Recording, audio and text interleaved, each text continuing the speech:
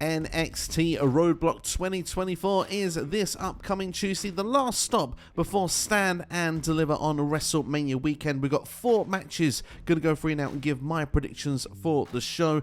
Starting off what will be the main event, Carmelo Hayes taking on Tony D'Angelo. It's a #1 contenders match. The winner will face Ilja Dragunov for the NXT Championship on WrestleMania weekend. Of course, Carmelo Hayes thought we had a straight direction through to Ilja Dragunov before Tony D'Angelo made and called his shot this past week on NXT this Tuesday. For me, I've got a funny feeling that the Don could be the one that could be going for that NXT Championship come to Stand and Deliver, because even though Carmelo Hayes would seem like the favourite, I believe one Trick Williams will be returning to get revenge on Carmelo Hayes after Carmelo turned on Trick Williams at the end of Vengeance Day. Of course, Trick, losing his NXT Championship opportunity as well. So I think they'll cancel each other out. That will lead to Trick versus Melo at Stand and Deliver, and perhaps Trick can get his big win. And I think we'll get Ilja Dragunov versus Tony D'Angelo for the NXT Championship.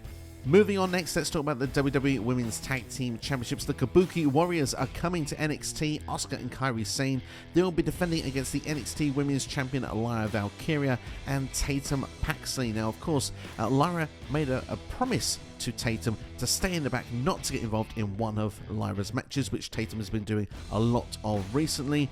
Tatum did this at the request of Lyra, and the reward was promised. Well, this is the reward, a tag team title match here at Roadblock. And if you're going to ask me, I think that the tag team champions will retain. Yes, it's as simple as that. I think the Kabuki Warriors do retain here. Hopefully this will start to perhaps maybe see a build of what direction Lyra will go to between now and Stand and Deliver. The likely direction is a rematch against Roxanne Perez, since we didn't get a clear winner at Vengeance Day when Lola Vice cashed in her breakout tournament contract for a World Championship match, of course making it a triple threat match at the time.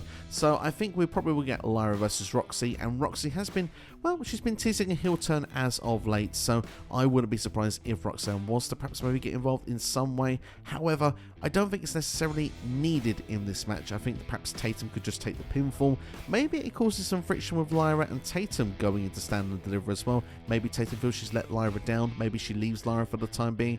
That makes Lyra vulnerable. Therefore, Roxanne can perhaps make her mark for Stand and Deliver. Maybe that's a more likely direction in storytelling.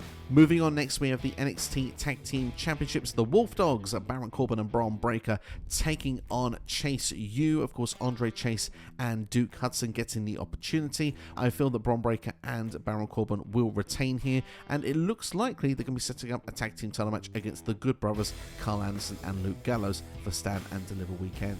Last but not least is an Asylum match between Dijak and Joe Gacy. Feels like a perfect stipulation for these two. Of course, Joe Gacy's been in a straitjacket for the last couple of weeks, so, have them caged up with weapons surrounding that cage as well. It could be a good old time here, and Dijak has thrown on many bangers in NXT in recent memory, so I think this is going to be another one. However, I do think Joe Gacy is going to get the last laugh here, and I do think Gacy will pick up the victory in what I think will be a violent opener to NXT this week. Also expect Shawn Spears in-house, and perhaps Ridge Holland will not be far behind him after Shawn attacked Ridge Holland, so expect there perhaps be maybe a little bit of storytelling going on with that as well. Shawn Spears did promise he would be on this week's episode.